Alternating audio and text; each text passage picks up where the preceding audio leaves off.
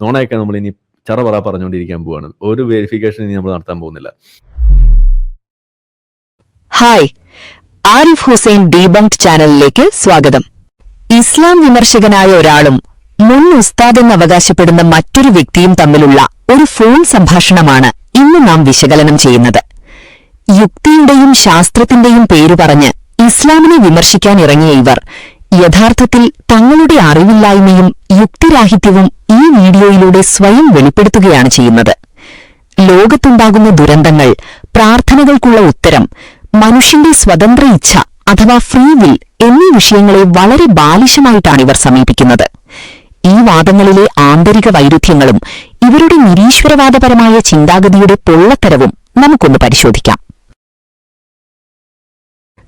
ദുരന്തങ്ങളും നിരീശ്വരവാദികളുടെ വൈരുദ്ധ്യവും.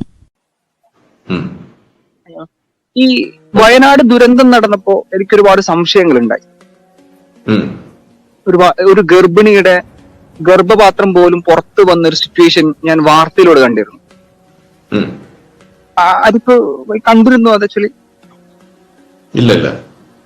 ഇല്ലല്ല, അത് എന്നോട് വേറൊരു വയനാട്ടിലെ വേറൊരു എന്റെ ഒരു ഫ്രണ്ട് പറഞ്ഞതാണ്, ഫീമെയിൽ ഫ്രണ്ട് പറഞ്ഞതാണ്. അപ്പൊ ഞാനതിന്റെ വാർത്ത എടുത്ത് നോക്കി. അപ്പോ എനിക്ക് ഒരു പിടുത്തം കിട്ടുന്നില്ല, ഇയാളെ കുറിച്ച് ഒരു പിടുത്തം കിട്ടുന്നില്ല. ഇയാൾ തന്നെയാണ് ഇതെല്ലാം ചെയ്യുന്നത്. ആദ്യം തന്നെ ഇസ്ലാമിന്റെ നിലപാട് വ്യക്തമാക്കാം. ഈ ഭൗതിക ലോകം ഒരു ശാശ്വത സ്വർഗമാണെന്ന് ഇസ്ലാം ഒരിടത്തും അവകാശപ്പെട്ടിട്ടില്ല. മറിച്ച് ഇതൊരു പരീക്ഷണ കേന്ദ്രമാണ്. അൽ ബക്കറ 2-ാമത്തെ അധ്യായം 155-ാമത്തെ വചനത്തിൽ അല്ലാഹു കൃത്യമായി പറയുന്നു, ഭയം, വിശപ്പ്, ജീവൻ, സമ്പത്ത്, വിളകൾ എന്നിവയിലുള്ള നഷ്ടം എന്നിവ മുഖേന നാം നിങ്ങളെ പരീക്ഷിക്കുക തന്നെ ചെയ്യും. ക്ഷമിക്കുന്നവർക്ക് നീ സന്തോഷവാർത്ത അറിയിക്കുക. ദുരന്തങ്ങളിൽ മരണപ്പെടുന്ന നിരപരാധികൾക്ക് ഇസ്ലാം നൽകുന്ന ഉന്നതമായ പദവിയെക്കുറിച്ച് ഇവർ ബോധപൂർവം മറച്ചുവെക്കുന്നു. കെട്ടിടങ്ങൾ തകർന്നു വീണോ മണ്ണിനടിയിലായോ മരണപ്പെടുന്ന ഒരു വിശ്വാസിക്ക് ഇസ്ലാം രക്തസാക്ഷിയുടെ അഥവാ ഷഹീദിന്റെ പദവിയാണ് നൽകുന്നത്. അവർക്ക് പരലോകത്ത് ശാശ്വതമായ സ്വർഗീയ ജീവിതമുണ്ട്. ഈ ലോകത്തെ താൽക്കാലികമായ വേദനകൾക്ക് പകരമായി സ്രഷ്ടാവ് അവർക്ക് നൽകുന്ന പ്രതിഫലം അനന്തമാണ്. ഇനി നമുക്ക് ഇവരുടെ വാദത്തെ അവരുടെ തന്നെ നിരീശ്വരവാദ വീക്ഷണകോണിലൂടെ നോക്കാം. ദൈവമില്ല എന്ന് വാദിക്കുന്ന ഇവരുടെ ലോകത്ത് വയനാട് ദുരന്തം എന്താണ്?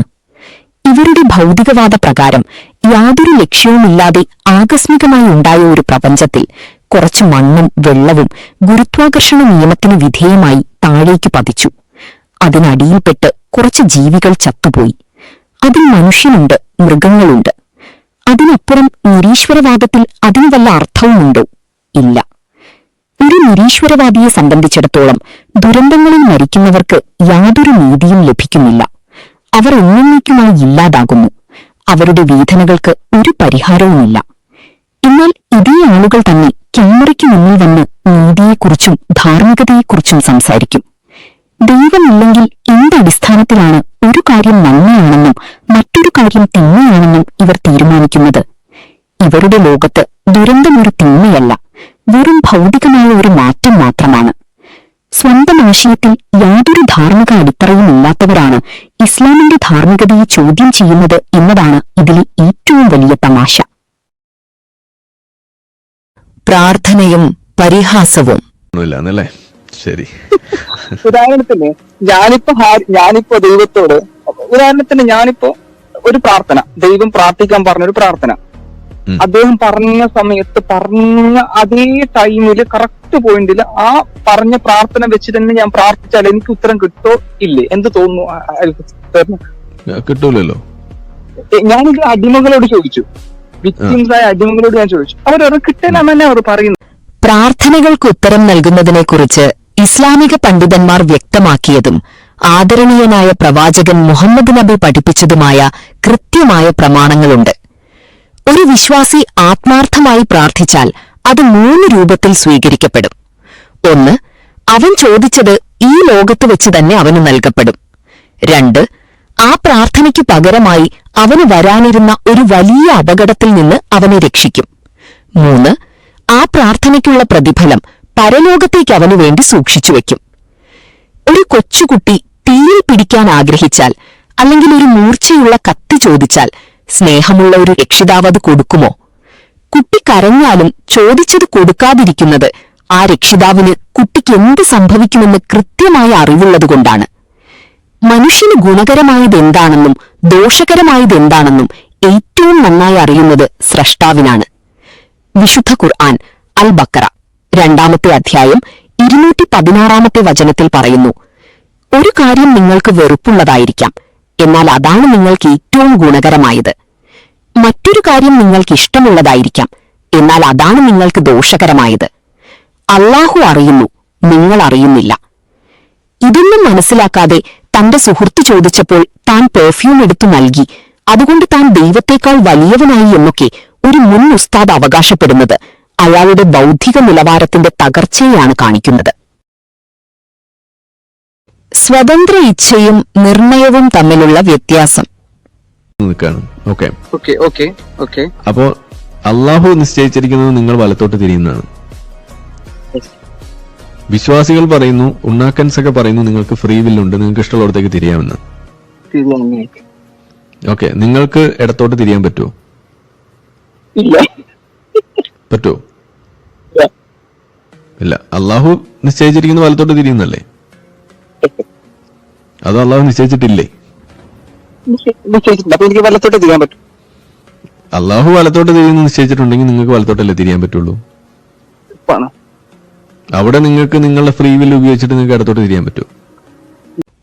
ഇതൊരു അടിസ്ഥാനപരമായ ലോജിക്കൽ ഫാലസിയാണ്.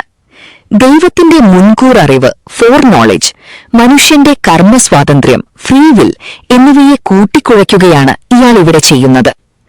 അല്ലാഹു എല്ലാം മുൻകൂട്ടി അറിഞ്ഞ് രേഖപ്പെടുത്തി വെച്ചിട്ടുണ്ട് എന്നത് സത്യമാണ്. എന്നാൽ മനുഷ്യനൊരു തെറ്റ് ചെയ്യുന്നത് അല്ലാഹു അത് എഴുതിവെച്ചതുകൊണ്ടല്ല, മറിച്ച് തന്റെ സ്വതന്ത്ര ഇച്ഛ ഉപയോഗിച്ച് മനുഷ്യൻ ആ തെറ്റ് തിരഞ്ഞെടുക്കുമെന്ന് കാലത്തിനും ദേശത്തിനും അതീതനായ സ്രഷ്ടാവിന് മുൻകൂട്ടി അറിയാമായിരുന്നു. ആ അറിവാണ് രേഖപ്പെടുത്തി വച്ചിരിക്കുന്നത്. വളരെ ലളിതമായൊരു ഉദാഹരണത്തിലൂടെ ഇത് വ്യക്തമാക്കാം. ഒരു ക്ലാസ്സിലെ ഏറ്റവും മോശമായി പഠിക്കുന്ന ഒരു വിദ്യാർത്ഥി പരീക്ഷയിൽ തോൽക്കുമെന്ന് ഒരു അധ്യാപകന് മുൻകൂട്ടി അറിയാൻ കഴിയും.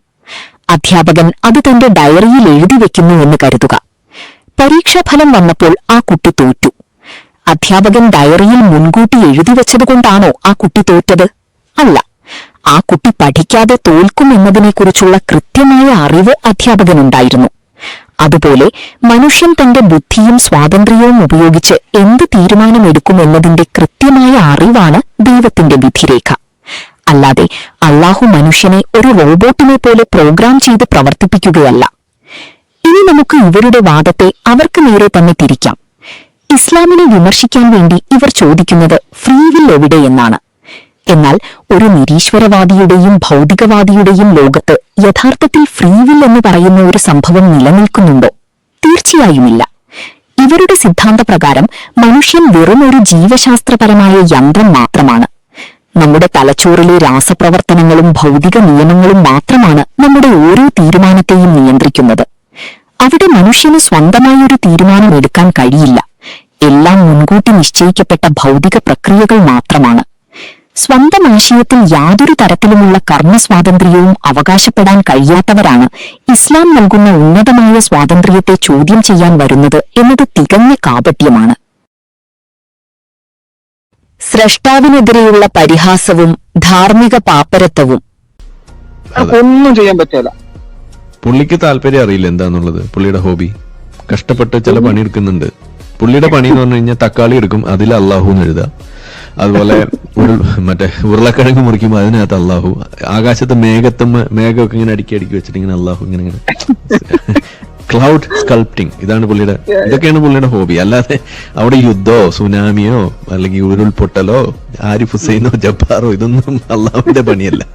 അതിലൊന്നും ഒരു ത്രില്ലില്ലേ. ത്രില്ല് ഇതിലാണ്. അള്ളാഹു എന്ന് പേരെഴുതുക. അതും അറബി തന്നെ എഴുതണം കേട്ടോ, മലയാളത്തിലൊന്നും എഴുതിയാ പോരാ. യുക്തിപരമായ വാദങ്ങൾ ഇല്ലാതാകുമ്പോൾ ഇവരെപ്പോഴും ഉപയോഗിക്കുന്ന ആയുധമാണ് പരിഹാസം. സ്രഷ്ടാവിനെയും ഇസ്ലാമിക വിശ്വാസങ്ങളെയും വളരെ നികൃഷ്ടമായ ഭാഷയിലാണ് ഇയാൾ എപ്പോഴും അഭിസംബോധന ചെയ്യാറുള്ളത്. സ്രഷ്ടാവിന് മലയാളം മനസ്സിലാകില്ലേ, അറബിയിൽ മാത്രമേ എഴുതാൻ അറിയുകയുള്ളൂ എന്നൊക്കെയുള്ള ബാലിശമായ ചോദ്യങ്ങൾ ഒരു നിലവാരവുമില്ലാത്തതാണ്. പ്രപഞ്ചത്തിലെ ഓരോ അണുവും സ്രഷ്ടാവിന്റെ നിലനിൽപ്പിനെ വിളിച്ചറിയിക്കുന്ന ദൃഷ്ടാന്തങ്ങളാണ്. എന്നാൽ കണ്ണുകൾ അന്ധരായതുകൊണ്ടല്ല, മറിച്ച് ഹൃദയങ്ങൾ അന്ധരായതുകൊണ്ടാണ് ഇവർക്കിത് കാണാൻ കഴിയാത്തത് എന്ന് വിശുദ്ധ ഖുർആൻ വ്യക്തമാക്കുന്നുണ്ട്. ഇയാളുടെ ഇരട്ടത്താപ്പ് നാം തിരിച്ചറിയേണ്ടതുണ്ട്. ഒരു ഭാഗത്ത് ഇയാൾ ചോദിക്കുന്നത് ദൈവം എന്തുകൊണ്ട് യുദ്ധങ്ങൾ തടയുന്നില്ല, നിരപരാധികളെ രക്ഷിക്കുന്നില്ല എന്നാണ്. അതായത് സ്രഷ്ടാവ് ഭൂമിയിൽ നേരിട്ടിടപെട്ട് തിന്മകൾ ചെയ്യുന്നവരെ അപ്പപ്പോൾ തന്നെ ശിക്ഷിക്കണം എന്നാണ് ഇയാളുടെ ആവശ്യം. എന്നാൽ മറുഭാഗത്ത് സ്രഷ്ടാവ് മനുഷ്യന് ഫ്രീ വിൽ നൽകിയിട്ടില്ല എന്നും ഇയാൾ വാദിക്കുന്നു. ദൈവം എല്ലാ തിന്മകളും ബലമായി തടയുകയാണെങ്കിൽ പിന്നെ എവിടെയാണ് മനുഷ്യന് ഫ്രീ വില്ലുള്ളത്? എവിടെയാണ് പരീക്ഷണമുള്ളത്? സ്വന്തം വാദങ്ങളിലെ ഈ പൊരുത്തക്കേട് പോലും മനസ്സിലാക്കാൻ കഴിയാത്തവരാണ് മറ്റുള്ളവരെ പഠിപ്പിക്കാൻ ഇറങ്ങിയിരിക്കുന്നത്. മാത്രമല്ല, ലോകത്തുണ്ടാകുന്ന യുദ്ധങ്ങളെയും അതിക്രമങ്ങളെയും കുറിച്ച് വാചാലനാകുന്ന ഈ വ്യക്തി തന്നെയാണ് നിരപരാധികളായ മുസ്ലിംകളെ വേട്ടയാടുന്ന വലതുപക്ഷ രാഷ്ട്രീയ പ്രത്യയശാസ്ത്രങ്ങളെയും ഫാസിസ്റ്റ് പ്രസ്ഥാനങ്ങളെയും തന്റെ മറ്റു പല വീഡിയോകളിലൂടെയും വെളുപ്പിക്കാൻ ശ്രമിക്കാറുള്ളത്. ഒരു ഭാഗത്ത് സ്രഷ്ടാവ് നിരപരാധികളെ രക്ഷിക്കുന്നില്ല എന്ന് നിലവിളിക്കുകയും മറുഭാഗത്ത് നിരപരാധികളെ കൊന്നൊടുക്കുന്നവർക്കു വേണ്ടി ന്യായീകരണം ചമയ്ക്കുകയും ചെയ്യുന്ന ഈ കാപട്യം ഇയാളുടെ ധാർമ്മിക പാപ്പരത്വത്തെയാണ് തുറന്നു കാണിക്കുന്നത്. മനുഷ്യത്വത്തെക്കുറിച്ച് സംസാരിക്കാൻ ഇയാൾക്ക് യാതൊരു അർഹതയുമില്ല. ചുരുക്കത്തിൽ, ഇസ്ലാമിനെതിരെ ഉന്നയിക്കപ്പെടുന്ന ഇത്തരം ആരോപണങ്ങൾ കേവലം അറിവില്ലായ്മയിൽ നിന്നും മുൻവിധികളിൽ നിന്നും ഉടലെടുക്കുന്നതാണ്. ഇസ്ലാം വളരെ വ്യക്തവും യുക്തിഭദ്രവുമായ ഒരു ജീവിത ദർശനമാണ്. അത് ദുരന്തങ്ങളെ പരീക്ഷണങ്ങളായി കാണാനും പ്രാർത്ഥനകളെ സ്രഷ്ടാവുമായുള്ള ബന്ധമായി കാണാനും മനുഷ്യന്റെ സ്വാതന്ത്ര്യത്തെ ഉത്തരവാദിത്ത ബോധത്തോടെ ഉപയോഗിക്കാനും നമ്മെ പഠിപ്പിക്കുന്നു. ഈ വീഡിയോ ഇഷ്ടപ്പെട്ടെങ്കിൽ ലൈക്ക് ചെയ്യൂ. ആരിഫ് ഹുസൈൻ ഡീബങ് ചാനൽ സബ്സ്ക്രൈബ് ചെയ്യൂ, ഷെയർ ചെയ്യൂ. മറ്റൊരു വീഡിയോയുമായി വീണ്ടും കാണാം.